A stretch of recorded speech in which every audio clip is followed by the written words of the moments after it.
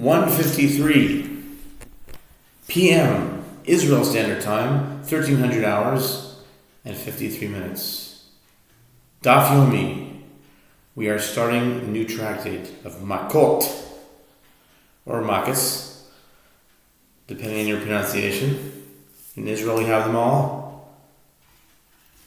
And new tractate. Congratulations to all of the Messiahim, to all those who have completed Tractate Sanhedrin. We start the new tractate of Makot with Daf Beis Amud Aleph, Daf Bet Amud Aleph. Makot. Here we go.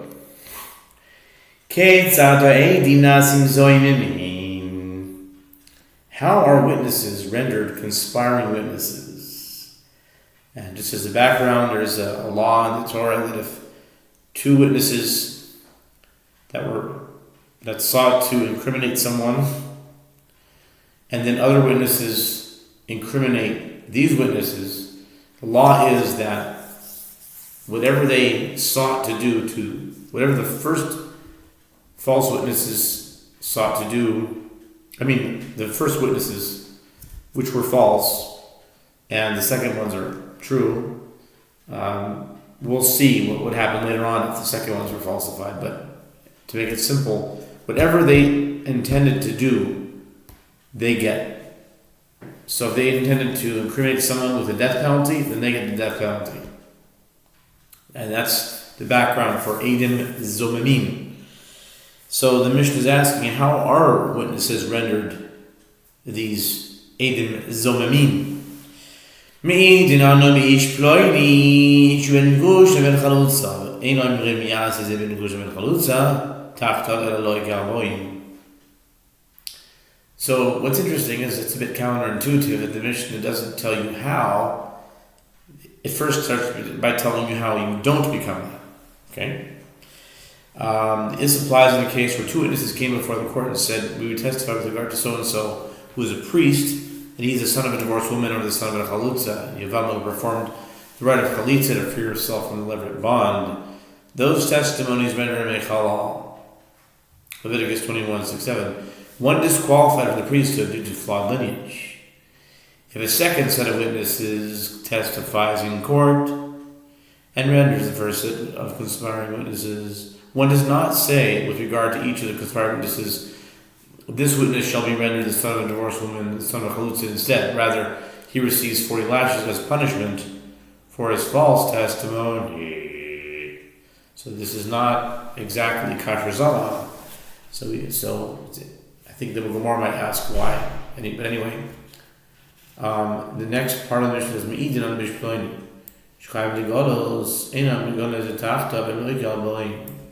Likewise, in a case where two witnesses came before the court and said, we testify with regard to so-and-so, and he is liable to be exiled to a city of refuge for unwittingly killing another, Numbers 35, verse 11, and the second set of witnesses testifies in court and renders the first set of conspiring witnesses, one does not say with regard to each of the conspiring witnesses, this witness shall be exiled instead. Rather, he receives 40 lashes. Gemara. Zog de Heilige Talmud Ha-ketzad Ein Eidim Nasim Zon in Boile. Gemara asked that exact question, which I spoke out, in not so much as a question, but the Gemara asks actually, it says, how do they not become Zolim? Ve'od Diktonin lekaman aval amru lahem heyech atem me'idin הרי יויסאיו מתמייסם אימנו במקום פלויני הרי לוזוים במקלע דאילו איתן. The Gemara analyzes the opening question of the Mishnah, but based on the cases discussed in the Mishnah, the Talmud should have asked, how are witnesses not rendered conspiring witnesses? The standard punishment, if the Gemara didn't ask this question, I would have just said that the only reason the Mishnah says how you don't become witnesses is because these are the only times, and everything else is just very simple as the Torah says it. If someone testifies falsely and other witnesses come, then they get what they get. There's only 2 times when you don't, but that's not, but the Gemara didn't choose to explain it that way. But anyway, anywho, the standard punishment the standard punishment for conspiring witnesses is the punishment that they conspire to have inflicted upon the subject of their false testimony.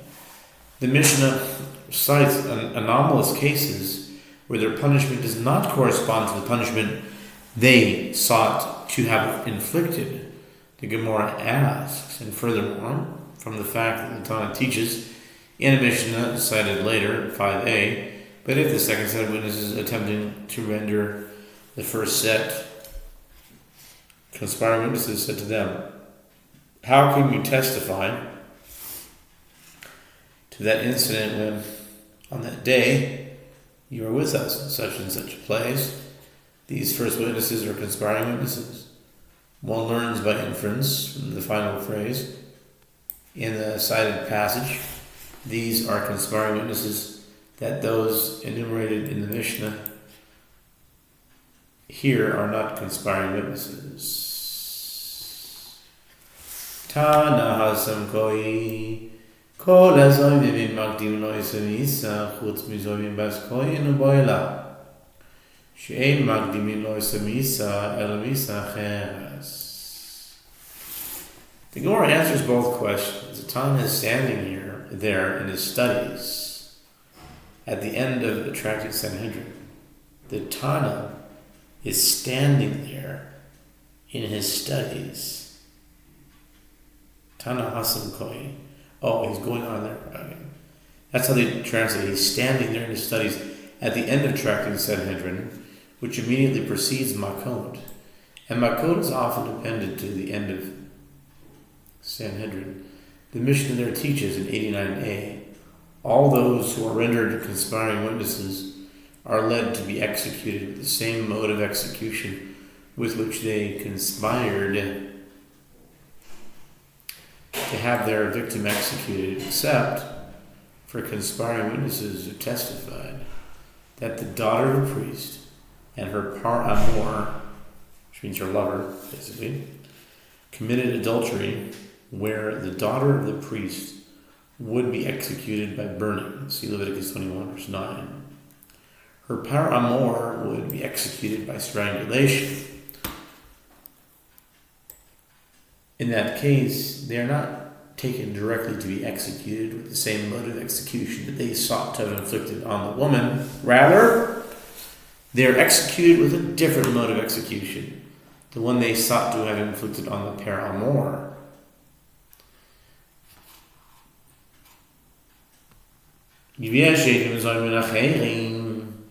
שאין עושים בהם דין הזמה כל עיקר אלא מלכות 40 כיצד מעידים אנו באיש פלוני שהוא בן גרושה או בן חלוצה אין אומרים יעשה זה בן גרושה בן חלוצה תחתיו אלא לא כעת 40.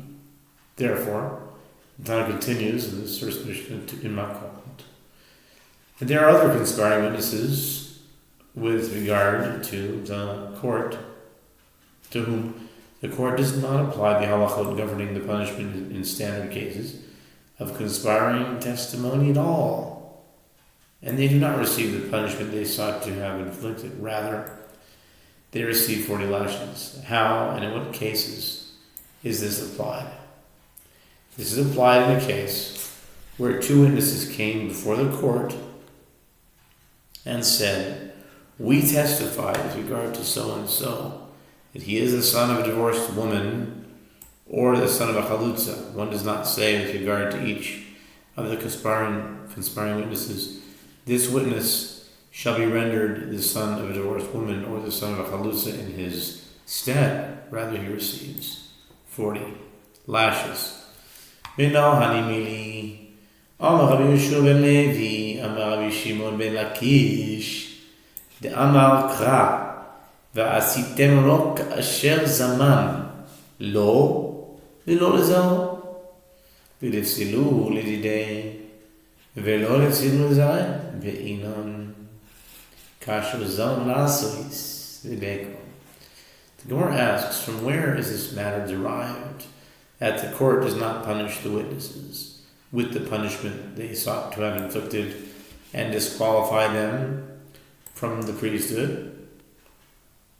Rabbi Yehoshua ben Levi says, Rabbi Shimon ben Lakish says, Rabbi Yehoshua ben Levi says that Rabbi Shimon ben Lakish says is derived from a verse.